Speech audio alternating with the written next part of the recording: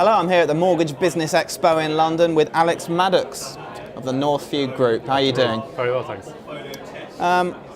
So recently, the Bank of England have been making noises about possibly a rate rise. Mark Carney. What influence do you think this will have on fixed rate deals? I think there's two things that Mark Carney's been talking about which will impact fixed rate deals. The first one is the removal of monetary stimulus, like the TFS, funding for lending and so on. And basically what he's doing there is forcing banks to go back into the deposit market, the savings market, to raise money and not to rely on the central bank anymore. And the central bank money was cheaper, so their cost of funding is going to go up. And then the other thing, as you say, is he's talking about interest rates going up at the same time. And what we see in the interest rate derivatives market and the interbank markets is that the long-term cost of interest rate hedging is going up day by day.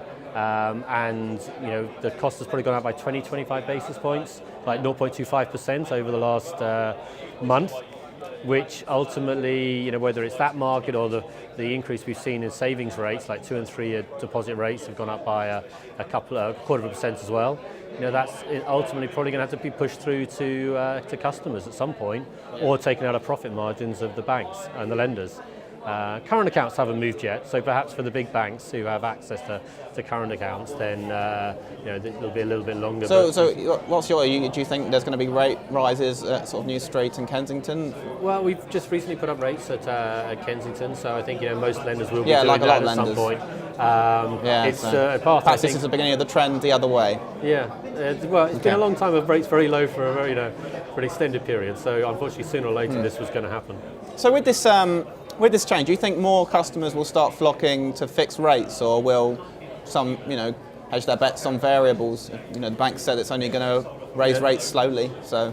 Yeah, so we've actually done some research on this and trying to look over a very long period and try to find out what makes customers pick floating rates versus fixed rates. Do they start doing it when people start talking about interest rate rises? Do they pick more floating, or do they pick more fixed because they want to be protected? And what we found actually was there was very little correlation between any of those factors and what they were picking.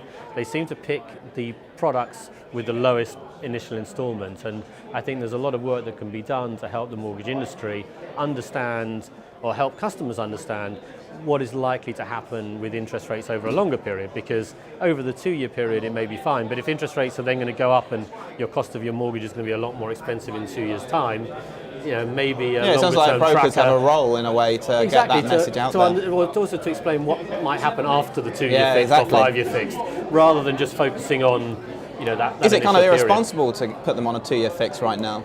No, I mean, it's we don't know what's going to happen in 2 years' time, and we've got the EU. But if you want a discounted variable rate product, it's the same story. So none of us know what is actually going to happen with interest rates.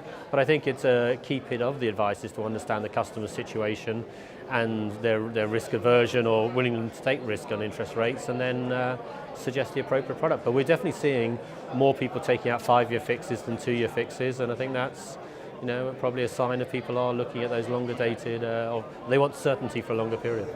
So what's your view on hybrid mortgages, part and part equity release? Really product? Interesting area. I mean, there's been obviously a lot of talk about equity release and hybrids being the panacea solution for people with interest-only mortgages from 10 years ago. I'm not sure I'd say that, but I do think there's the new rules of mortgage lending for the last 5-6 years means it's difficult to lend a long way into retirement. For customers, the mortgage normally has to finish before the customer goes into retirement. And for those of us that are approaching 50 or have passed 50, that means you've probably got to have a 15-year mortgage, which can be quite expensive if it's on a repayment basis. And so I think there's a growing pool of customers who are around the 50 years old mark, who don't think about going to a sort of a traditional equity release advisor to get pensions advice. They're really looking for a normal mortgage and may find it difficult to get a mortgage that suits them. If the hybrid market could solve that problem, I think it would be great for those customers, and also very attractive for whoever solves that problem, because that's a very big demographic of people in late 40s, early 50s who still want to get a mortgage, and I think they're going to walk into your standard IFA or mortgage advisor looking for a mortgage rather than going into a pension advisor. All right, I think that's a wrap. Brilliant. Thank you very much. Thanks very much. Cheers. Pleasure.